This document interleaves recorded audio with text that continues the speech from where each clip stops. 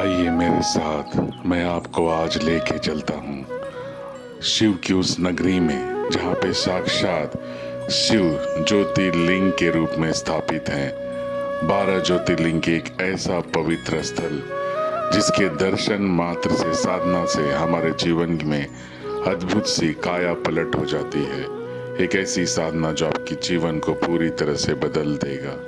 ओम नमः शिवाय। आइए चलते हैं मेरे साथ सोमनाथ ज्योतिर्लिंग पे। इस प्रथम ज्योतिर्लिंग में जो शिव की ऊर्जा का केंद्र है, यहाँ पे साक्षात चंद्रदेव ने सोमनाथ के रूप में महादेव का पूजन अर्चन करके उनकी स्थापना की। और जो श्राप उन्होंने अपने ससुर दक्ष प्रजापति से प्राप्त किया था कि जीवन भर वो मृत्यु की तरह अपनी इस ऊर्जा से पूरी तरह विलुप्त हो जाएंगे, उस श्राप को महादेव ने पूरी तरह से उनको मुक्त करते हुए एक नई शुरुआत दी। मान्यता है सोमनाथ ज्योतिर्लिंग पे ध्यान, साधना, पूजन अर्चन करने से आपके जीवन के सारे शारीरिक कष्ट दूर होते हैं और आपको एक नई शक्ति, प्रोटेक्शन के साथ जीवन की नई शुरुआत मिलती है। आइए अब चलते हैं दूसरे ज्योतिर्लिंग, जहाँ पे महादेव माता पार्वती के साथ आंध्र प्रदेश के पहाड़ियों में श्री मल्लिकार्जुन के रूप में विराजमान है। शिव पुराण में उल्लेख है कि यहाँ पे साक्षात शिव जी जब कार्तिकेय भगवान इन पहाड़ियों के बीच में माता पार्वती और शिव जी से रूठ कर आ जाते हैं, तब उन्हें मनाने के लिए माँ शक्ति स्वरूपा माँ पार्वती और शिव जी इन्हीं पहाड़ियों में आके मल्लिकार्जुन रूप में यहाँ साक्षात ज्योति के रूप में विराजमान है। यहाँ पे साधना आराधना करने से परिवार में अगर कोई भी तनाव है तो वो दूर होता है और आप सौहार्द भरा जीवन प्राप्त करते हो। दोस्तों, इसके बाद हम चलते हैं तीसरे ज्योतिर्लिंग, जहाँ पे महाकालेश्वर के रूप में महादेव उज्जैन की पावन नगरी में विराजमान है। शिव पुराण में उल्लेख है कि महाकाल के स्वरूप का ध्यान साधना करने से हम समय पर और मृत्यु पर भी विजय पा लेते हैं। यहाँ पे महाकालेश्वर ज्योतिर्लिंग की ध्यान साधना से हमारे जीवन में साहस, करेज, निर्भयता प्राप्त होती है। महाकाल का ये स्वरूप हमारे जीवन की सारी नेगेटिविटी को दूर कर देती है। दोस्तों, अब चलते हैं हम ओमकारेश्वर, जहाँ पे बाबा ओमकारेश्वर ज्योतिर्लिंग के रूप में नर्मदा नदी के तट पर विराजमान है। मध्य प्रदेश में नर्मदा नदी के तट पर बाबा स्वयं यहाँ पे ज्योति के रूप में विराजमान है। और यहाँ पे ओमकारेश्वर रूप में इनकी हम जब साधना करते हैं, महादेव साक्षात हमें ज्ञान और आध्यात्मिक ऊर्जा प्रदान करते हैं। कहा जाता है यहाँ पे आने के बाद आपके जीवन के सारे कष्ट दूर हो जाते हैं। दोस्तों, इसके बाद हम चलते हैं केदारनाथ, जहाँ बाबा साक्षात हमारे सारे संचित कर्मों को मुक्त कहते हैं। कहा जाता है पुराणों में, शिव पुराण में उल्लेख है कि बाबा केदारनाथ यहाँ पे उनकी दर्शन, साधना और ध्यान करने से हमारे जीवन में जाने अनजाने में जो पाप अगर हमसे हुआ है तो उन सारे पाप और कर्मों से हमें मुक्त करते हैं और हमें मोक्ष की ओर लेके जाते हैं। यहाँ पे पांडवों ने बाबा केदारनाथ का दर्शन करके अपने सारे पापों से मुक्त हुए थे। दोस्तों, इसके बाद हम चलते हैं पुणे के भीमा शंकर ज्योतिर्लिंग पे, जहाँ पे बाबा का ये स्वरूप हमारे जीवन के सारी नकारात्मक शक्तियों को दूर करते हुए हमें सुरक्षा और नई ऊर्जा प्रदान करता है। भीमा शंकर का ये स्वरूप हमारे जीवन में असुर रूपी सारी शक्तियों को दूर करता है। दोस्तों, इसके बाद हम चलते हैं काशी विश्वनाथ ज्योतिर्लिंग, जहाँ माँ गंगा साक्षात विराजमान है। महादेव का ये स्वरूप मन भावन, कहते हैं काशी महादेव की प्रिय नगरी है और इसे महादेव ने त्रिशूल पे धारण किया हुआ है।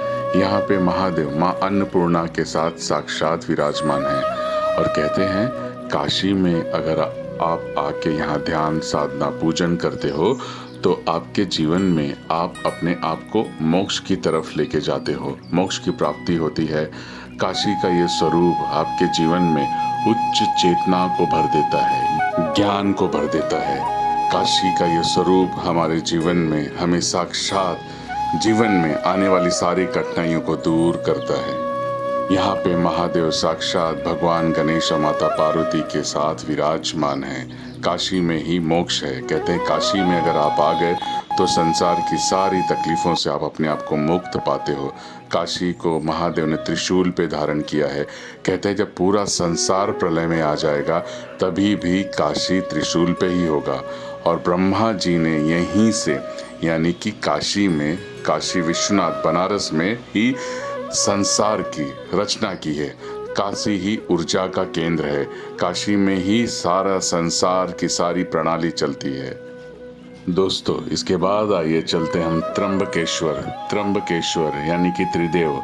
यहाँ पे साक्षात महादेव के साथ में ब्रह्मा और विष्णु जी भी विराजमान है। त्र्यंबकेश्वर जहाँ पे माँ गंगा का स्वरूप गोदावरी के रूप में है। यहाँ पे माता गंगा गोदावरी के रूप में है। त्र्यंबकेश्वर यहाँ पे बाबा महादेव, भगवान विष्णु और ब्रह्मा जी का दर्शन करने से या ध्यान साधना करने से अगर आपके जीवन में कोई भी पितृ दोष है वो पितृ दोष दूर होता है। अगर कोई नाग या सर्प दोष है तो वो सर्प दोष दूर होता है। कहते हैं नज़र या कोई भी ऐसी नकारात्मक शक्तियां हैं तो ये भी यहाँ पे आपकी पूरी तरह से दूर होती है। त्र्यंबकेश्वर के रूप में यहाँ पे साक्षात ब्रह्मा विष्णु जी विराजमान हैं। दोस्तों इसके बाद आते हम बाबा बैद्यनाथ जो इस संसार में मनुष्य जाति की वैद्य के रूप में सारे बीमारियों को दूर करते हैं। जो भी कष्ट है शारीरिक, वो सारे कष्ट यहाँ इस ज्योतिर्लिंग में बाबा बैद्यनाथ के रूप में हम मनुष्य जाति की दूर करते हैं। दोस्तों इसके बाद हम चलते हैं नागेश्वर ज्योतिर्लिंग, जहाँ पे द्वारका गुजरात में भगवान नागेश्वर के रूप में यहाँ पे महादेव विराजमान है। और कहते हैं कि जीवन में आपके सारी नकारात्मक शक्तियों को दूर करते हैं, वो सारी नेगेटिविटी को दूर करते हैं यहाँ बाबा नागनाथ के रूप में। इसके बाद दोस्तों आते हैं रामेश्वर ज्योतिर्लिंग जहाँ पे कि हम अपने जीवन में जाने अनजाने में ऐसे कई पाप अगर हो जाते हैं, उस पाप से मुक्त होने के लिए इस ज्योतिर्लिंग में आके पूजन अर्चन करते हैं। जहाँ पे भगवान राम ने साक्षात शिव जी का पूजन किया, रावण को ऊपर विजय प्राप्त की और रावण एक ब्राह्मण होने के बाद उसका वध करने का जो पाप उनके ऊपर आया उससे वो मुक्त होते हैं रामेश्वर ज्योतिर्लिंग की कृपा से। रामेश्वर ज्योतिर्लिंग एक ऐसी ज्योतिर्लिंग जो दक्षिण भारत में तमिलनाडु में स्थित है। और इस ज्योतिर्लिंग का आप दर्शन करते अपने जीवन के सारे पापों और बुरे कर्मों से मुक्त होते हो। दोस्तों इसके बाद हम चलते हैं 12वीं ज्योतिर्लिंग जो भगवान कृष्णेश्वर के रूप में है। यहाँ पे इस ज्योतिर्लिंग कृष्णेश्वर ज्योतिर्लिंग पे साधना करने से हमारे जीवन में सुख, समृद्धि और दिव्य कृपा की प्राप्त होती है। कृष्णेश्वर ज्योतिर्लिंग हमारे पूरे जीवन में सुख संपत्ति के साथ हमारे परिवार में हमारे बच्चों को पूरी तरह से उनको सही मार्ग पे रखते हुए उनके भी जीवन को सफल बनाते हैं। तो आइए मेरे साथ और जुड़ते हैं इस 12 ज्योतिर्लिंग साधना पे। ओम नमः शिवाय। और ये शक्ति है, ये ज्योतिर्लिंग की सारी ऊर्जा 13वीं ज्योतिर्लिंग के रूप में हमारे शरीर के अंदर, जो कि रीढ़ की हड्डी, स्पाइन, हमारे रीढ़ की हड्डी के अंदर सूक्ष्म नाड़ी है। और वो सूक्ष्म नाड़ी पूरी तरह से इन सारी ऊर्जा का केंद्र है, जिसे कि देव नाड़ी भी कहते हैं।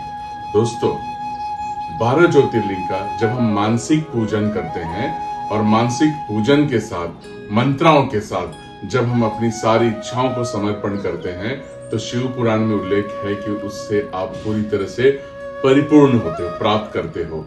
तो आइए जुड़ते हैं मेरे साथ 12 ज्योतिर्लिंग की श्रावण मास की इस पवित्र साधना में, जहां पे कि साक्षात शिव तत्व को हम प्राप्त करेंगे 16 से 19 ऑफ अगस्त शाम को 7 से 8:30 बजे ऑनलाइन जूम पे।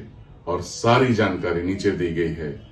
आइए श्रावण मास में शिव तत्व की ज्योतिर्लिंग के साथ अपने शरीर और मन को एक साथ महसूस करते हुए परिपूर्णता को महसूस करते हैं। ओम नमः शिवाय। जय महाकाल, जय गुरुदेव, जय हिंद।